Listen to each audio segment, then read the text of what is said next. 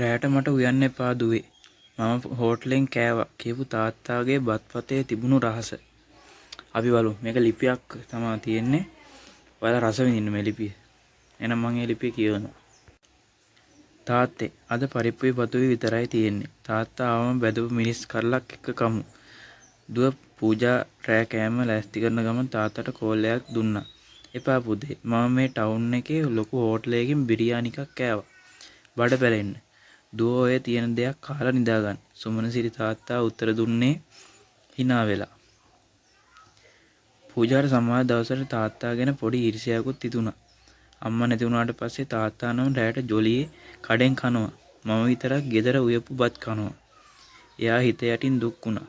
තාත්තා හැමදාම රෑ වෙලා ගෙදර එන්නේ පොඩි පාසලයක් අතේ කුලි කරගෙන. පූජා හිතුවේ ඒක රැයට බඩගිනි වුණොත් කන්නගෙන ඩෙසර්ට් එකක් වෙන්න ඇති කියලා. දවසක් රෑ ලයිට් ගියා. පූජාට රෑ වෙලා හොඳට බඩගිනි වුණා. එයා කුස්සියට ගියේ ඉතුරු වෙච්ච බත් ටිකක්වත් තියෙනවද බලන්න. ඒත් මොකුත් ඉතුරු වෙලා තිබුණේ නැහැ. එතකොටයි එයාට මතක් වුණේ තාත්තා ගෙනව පාසලේ කුස්සියේ මේස උඩ තිබුණා කියලා. තාත්තා නිදි ඇති. මම මේකෙන් ටිකක් කනවා. පූජා ඉටිපන්දමුත් පත්තු කරගෙන හිමීට පාසලේ දිග ඇරියා. තාත්තා අද ගෙනාවේ මොනවද? කේක්ද පැටිස්ද? පාසලේ දිග ඇරූ පූජාගේ ඇස් උඩ ගියා. එයාගේ අතින් පාසලේ බිමට වැටුණා.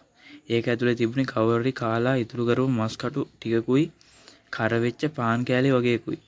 හොදි ගෑවුණු ඉඳුල් බත් ටිකකුයි විතරයි.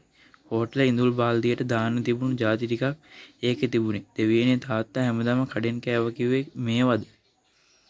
පූජාට දැනුනේ මහා පපුව පිච්චෙන වේදනාවක්. තමන්ගේ දුවට ගෙදර උයපු පිරිසිදු බත් ටිකක් කන්න දීලා වියදම් කරන්න සල්ලි නැති ගමන තාත්තා කාලා තියෙන්නේ හෝටල් වල වීසි කරන ඉඳුල්. දුවේ ඇයි මේ කළු වෙරේ? සද්දෙට ඇහැරිලා කුස්සිය ආපු සුමනසිරි බිම වැටිලා තියෙන ඉඳුල් පාසලේ දැකලා ගල් ගැහුණා. තාත්තේ පූජා දුවගෙන ගිහින් තාත්තාගේ කකුල් දෙක බදාගත්තා. ඇයි තාත්තේ මට බොරු කිව්වේ? මම හිතුවේ තාත්තා රජසැප විඳිනවා කියලා. ඒ තාත්තා විඳින්නේ දුකක්නේ. තාත්තා දුවට නැගිටලා ඔළුවට මම කටු කාලා හරි මගේ දුවට මස් ටිකක් දුන්න පුතේ. මට ඒ ඇති.